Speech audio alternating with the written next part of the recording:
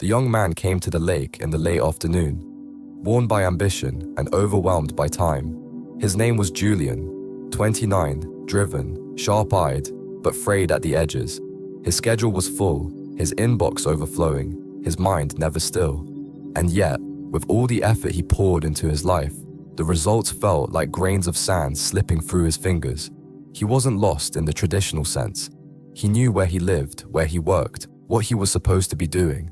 But he was lost inside, like a man racing through a maze without knowing why he entered it in the first place. Julian sat on a crooked bench near the water's edge, staring out at the stillness. The lake didn't care about deadlines. The trees didn't rush to reply to emails. The sun moved at its pace, and it was enough. Trying to outrun the wind, a voice asked. Julian turned to see an elderly man standing behind him. He had a walking stick in one hand and a thermos in the other. His beard was white but trimmed. His sweater looked handmade, and his eyes, sharp and amused, held something ancient. I beg your pardon, you're sitting like someone who's either just won or lost a race, but isn't sure which. Julian gave a half laugh. Something like that. The old man nodded and gestured to the other end of the bench. Mind if I sit? The lake's better company with someone beside you. Julian shrugged. Be my guest. They sat for a few quiet minutes. You've got the energy of a man chasing 100 things, the old man said, but the face of someone unsure if any of them matter. Julian smirked. You're not wrong. Name's Ezra. Julian. Well, Julian, let me ask you something. If you had to choose, just for the sake of argument, would you rather hold a clock or a compass?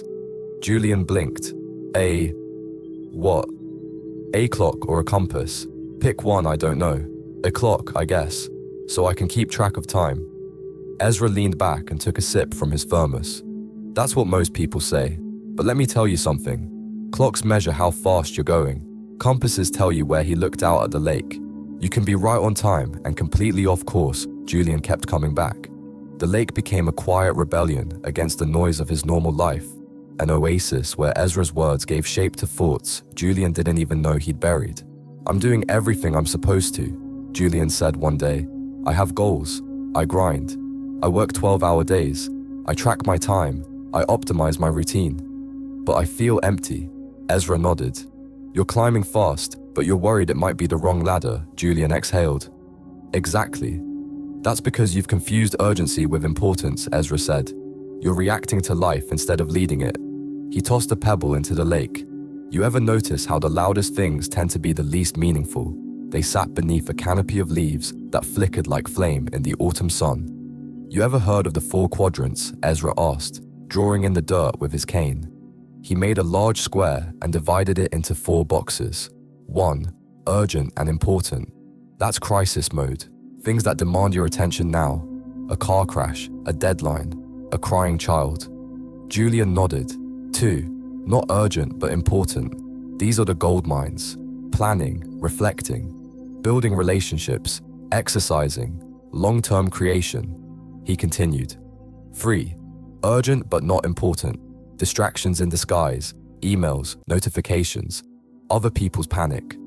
4. Not urgent, not important. Mindless scrolling, escapes, numbing. He circled quadrant 2. Most people live in 1 and 3, but quadrant 2, that's where fulfillment lives. Julian stared at the dirt. So how do I get there? Ezra smiled. You stop being busy and start being deliberate. Julian started journaling by the lake. At first, it was noise, task lists and half-finished thoughts. But slowly, the pages deepened. He began asking himself, what matters most today? Not what was loud, but what was true. He realized he hadn't called his brother in months. He remembered he used to paint. He admitted that he hadn't prayed, or sat in silence, or gone for a walk without a phone in years. He started clearing the clutter from his calendar. 1 meeting cancelled, 1 unimportant obligation declined, 1 day without social media. And to his surprise, the world didn't fall apart. Instead, something opened. I used to think productivity was the answer, Julian said. Now I think it's just a shinier version of being lost. Ezra nodded. Busy doesn't mean better. Being efficient at the wrong things still leaves you empty. They talked about success. What do you think it is? Julian asked. Ezra picked up a fallen leaf, golden and brittle. It's living aligned. When your days reflect your values. When the way you spend your time matches what your soul knows is important. Julian looked down at his watch, then slowly removed it. I used to check this every 10 minutes. Ezra chuckled. A clock tells you how fast you're going, but only a compass can tell you if it's the right direction. One morning, Julian brought his planner and spread it across the bench. I color-coded everything. I blocked every hour, but I still didn't feel in control. Ezra scanned it, then pulled out a single page. What's this blank space? Julian shrugged. Didn't know what to put there, good Ezra said. Protect it. That's where life breathes. Margin isn't laziness. It's strategy. Julian hesitated. Sometimes I feel guilty for not doing more. Ezra raised an eyebrow. You're not a machine, Julian. Rest is not a flaw. It's fuel. The key is to schedule your priorities, not just prioritize your schedule. He handed Julian a folded slip of paper. On it was a quote, handwritten. The main thing is to keep the main thing the main thing. One evening, Ezra surprised him with a question. What are your roles in life? Julian frowned. Roles who are you, not just what you do, but who you are to others and yourself, Julian thought. I guess, I'm a manager at work, a brother, a son, a friend. Ezra nodded, and Julian hesitated. A writer, I think. At least I want to be. Ezra smiled.